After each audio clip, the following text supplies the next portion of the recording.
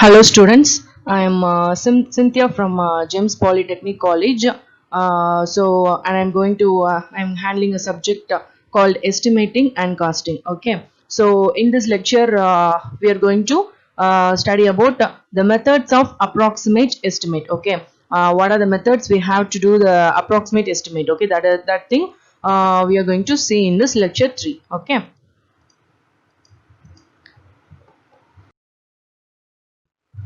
So the next slide, content of the lecture. Okay, so what are the contents we have?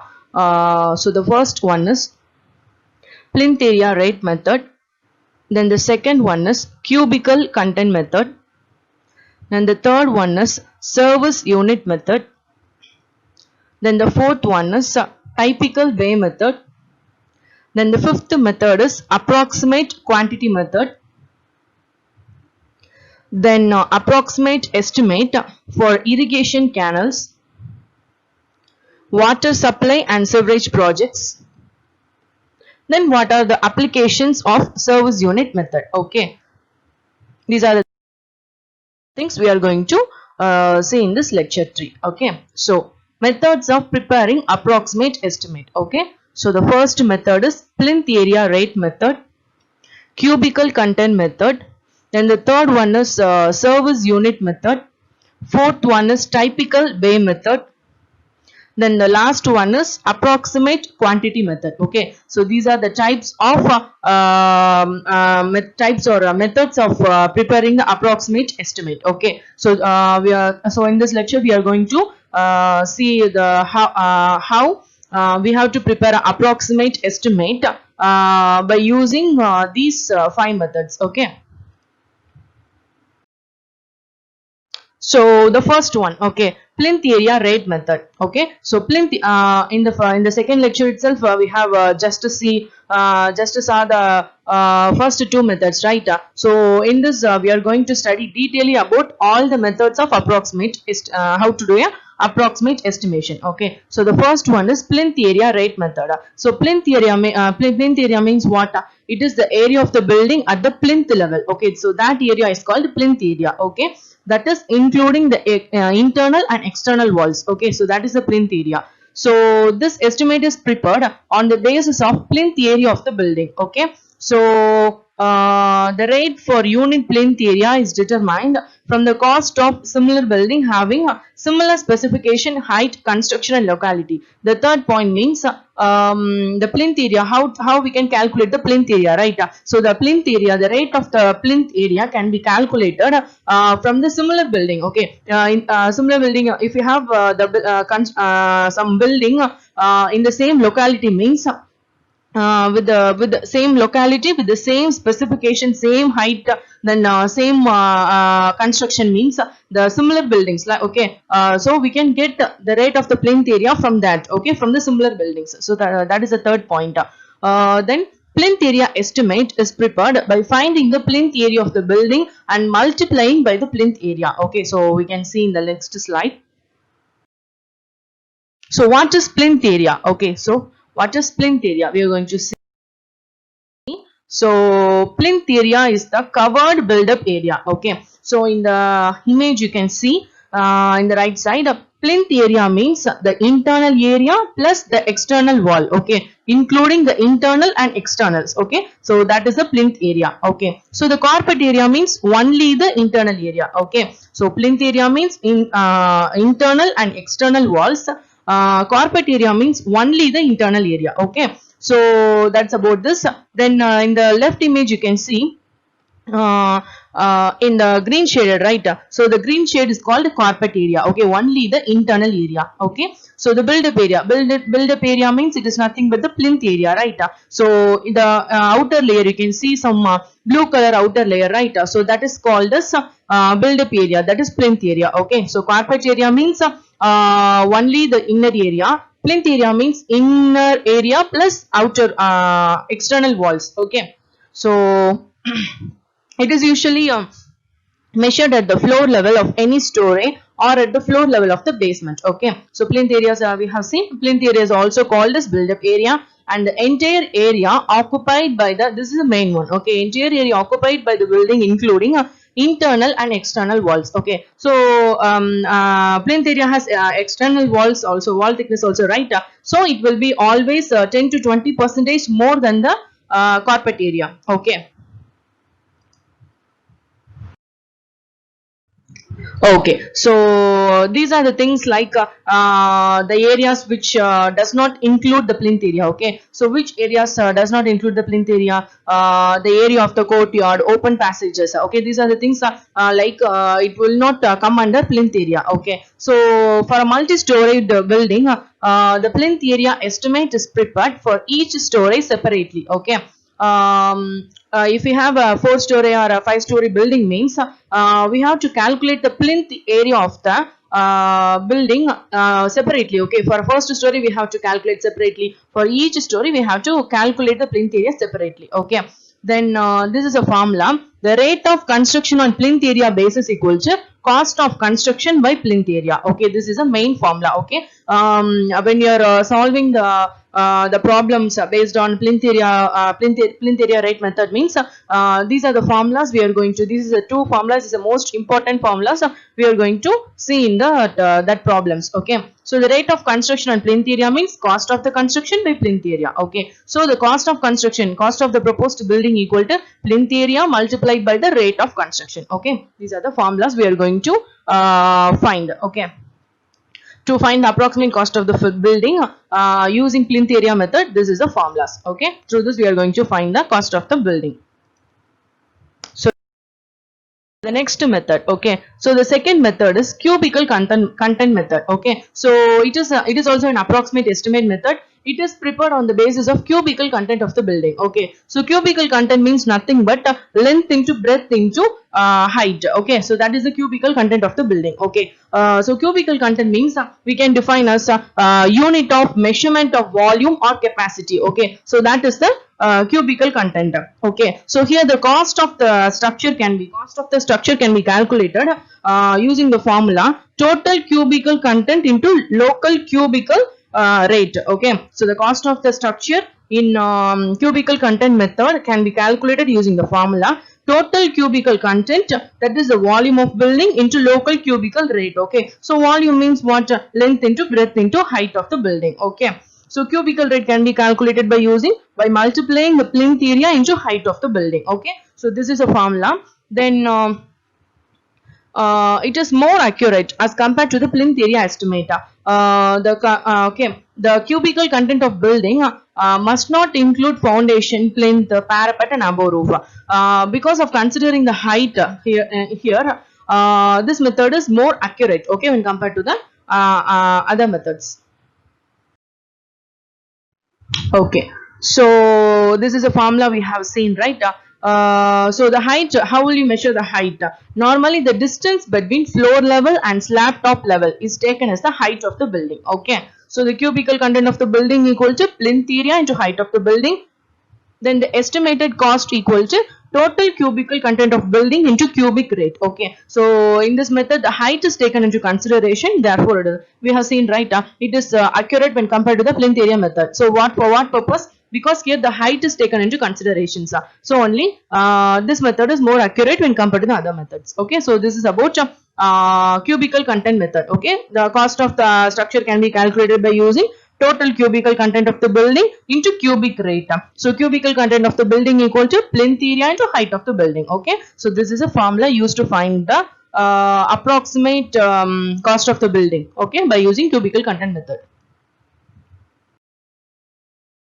So the third one, okay, service unit method. Okay, service unit method means it indicates the most important unit in a structure. Okay, the entire structure, we have a structure means the entire structure is divided into number of service units. Okay, for example, if you are taking a school building means if you are taking a school building, that classroom, right, that is considered as a service unit. Okay, so this is here you can see each building is constructed to serve some purpose. For example, a hospital is designed to accommodate certain number of beds. Okay, so each bed is then considered as a service unit of a hospital building. Okay, so it service unit method means nothing but first we have to calculate the service unit, one service unit per, okay, one service unit cost. Okay, so using that we can find the total cost of the building. Okay, wait, let's see in the next slide.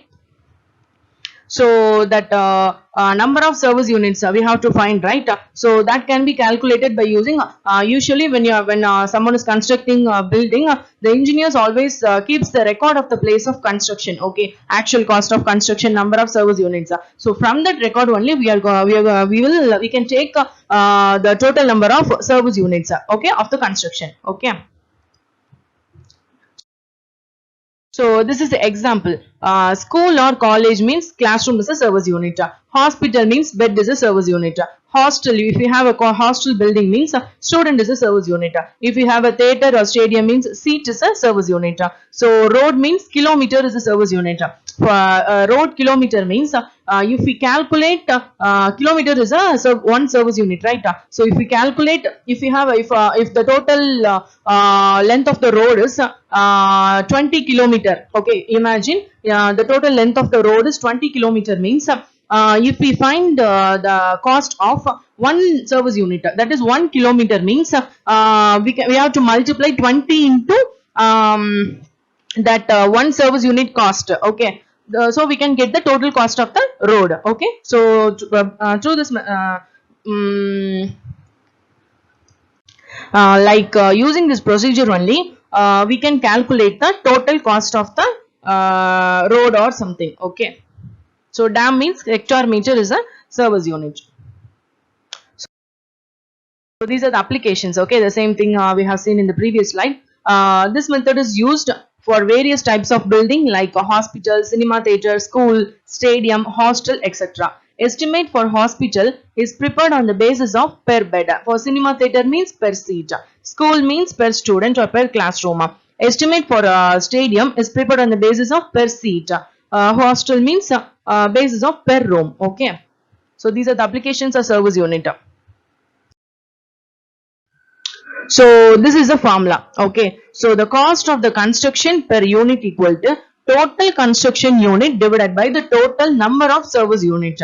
Okay, so this is a formula for finding cost of the construction of the building. Okay, cost of construction per unit. Okay, so we have to find one service unit service unit cost. Okay, so that cost of the construction per unit equal to total construction unit by total number of service unit. So the total cost of the construction can be calculated by cost of the construction multiplied by total number of service unit. Okay, through this we can find the total construction cost. Okay, so such estimates are very approximate and vary according to shapes, size, type of construction and locality. Okay, so this is about the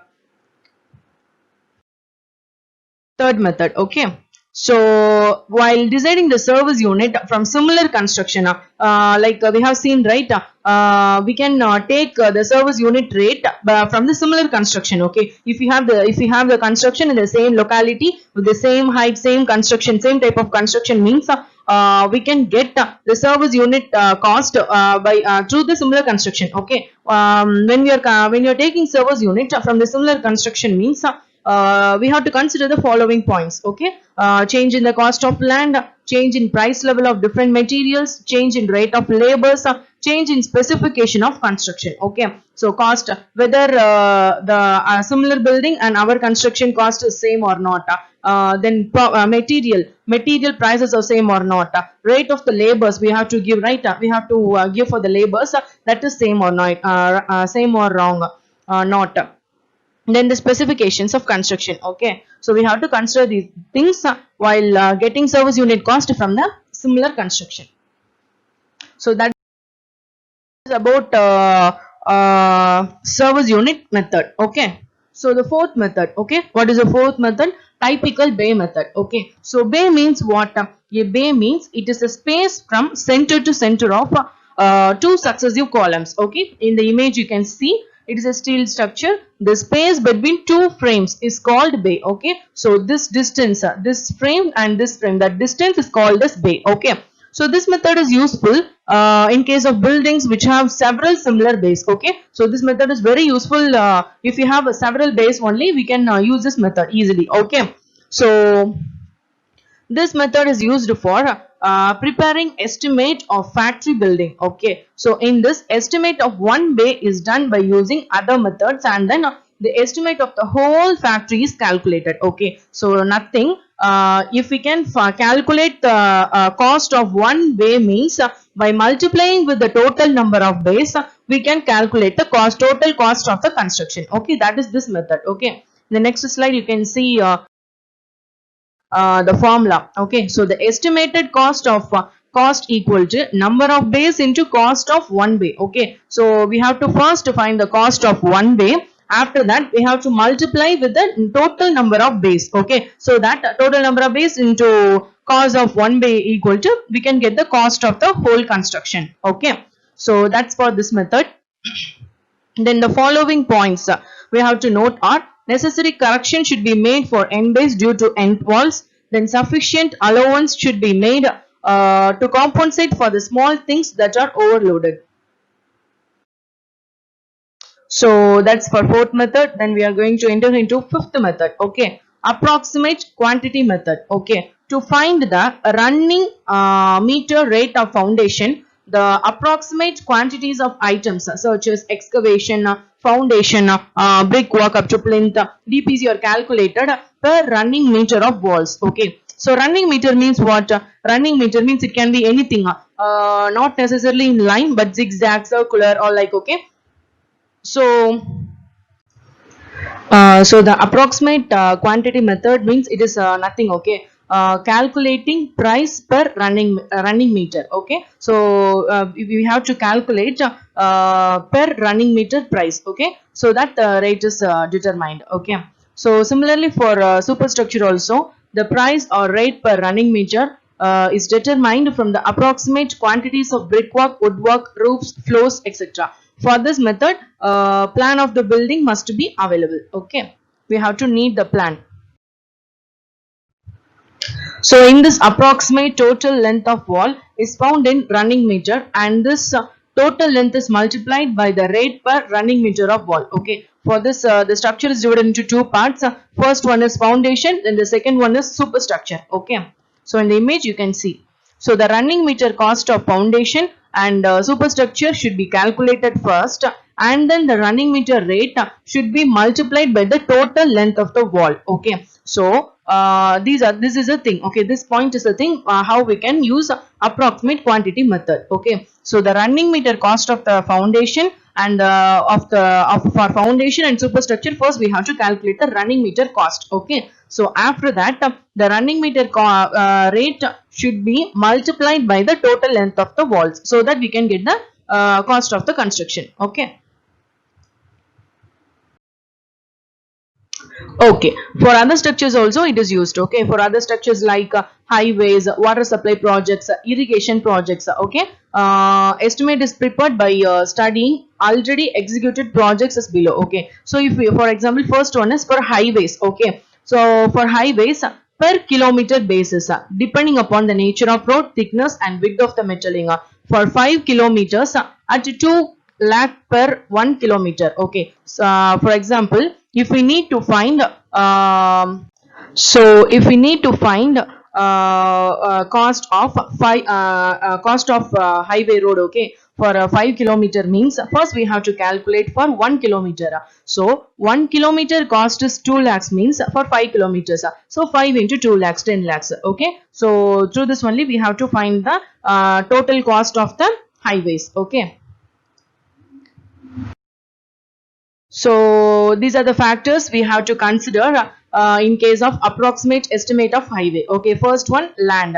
Second, width and type of bearing surface of road. Then other construction details to be provided. Then information about road works already constructed and the cost per kilometer. Then the earthwork. Okay, these are the things we have to consider. Okay. So the next thing is irrigation projects. It is also used for irrigation projects. Irrigation means what? The supply of water to land or crops to help growth typically by means of channels, right? So that is the irrigation, supply of water to land. Okay. So after here you can see, after studying the topo sheet, the dam site is marked and the catchment area is found out. So topo sheet means nothing but the type of map, okay, characterized by large scale detail to represent earth feature. Okay, so that is the topo sheet. Then catchment area means the area from which rainfall flows into a river, lake or reservoir. Okay, so that is the catchment area. So first we have to study the topo sheet. After that the dam site is marked, okay, and the catchment area is found out. Okay, so calculating the total rainfall and percentage of total available yield, the capacity of reservoir is worked out. Okay, so calculating the total rainfall and percentage of total available yield. Yield means it is nothing, okay, it's a amount of, okay, some amount, total available amount, okay, that's it. Then the capacity of reservoir is worked out.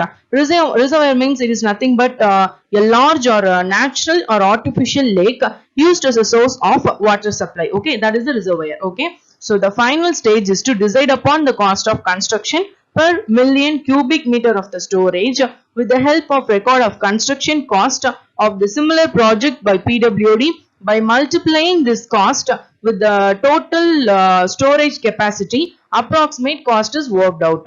So this is nothing, okay. First we have to get the cost of construction per million cubic meter of the storage using the similar projects, right? Similar projects done by PWD. We have to get per million cubic meter of storage cost. Okay, cost of it. Okay, cost of construction per million cubic meter of the storage we have to first get, and we have to multiply this cost with the total storage capacity. So we can get approximate cost. Okay, approximate cost of the irrigation project. Okay, so that is for this method.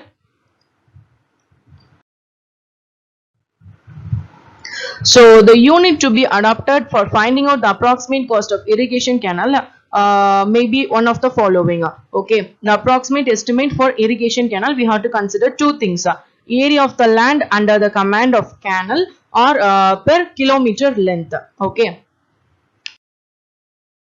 So area under the command or irrigation canal is worked out in hectares land by estimating a suitable amount by hectares of area under command. The approximate cost of the irrigation canal is worked out. In the second case, the total length of the irrigation canal is found out depending upon the capacity of canal. A suitable rate per kilometer length of canal is adopted to obtain the approximate cost of the irrigation canal. So these are the two things. Then water supply and sewerage projects. Okay, so the basis of preparing approximate estimate of water supply project is the population to be served by this project. So this is nothing, okay. For example, the approximate cost of the water supply project for a population of 70,000. Okay, so it is based on how much people are using. Okay, how much people are using this water supply. Okay, that is the thus by knowing cost of water supply works per capita. Okay, so per capita means it is the average per person. Okay, average daily consumption. Okay, they can use for domestic or public needs. Okay, so the use of water supply. Okay, how many are getting benefit?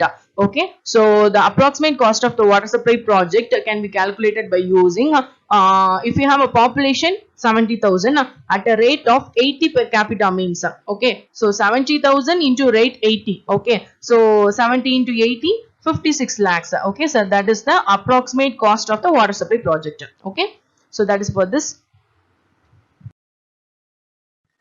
So in this lecture we have seen plinth area rate method, cubical content method, service unit method, typical bay method, approximate quantity method, approximate estimate for irrigation canals, then water supply and sewerage projects, then the applications of service unit method. Okay, so in the next lecture we are going to continue with the detailed estimate. Okay, so thank you.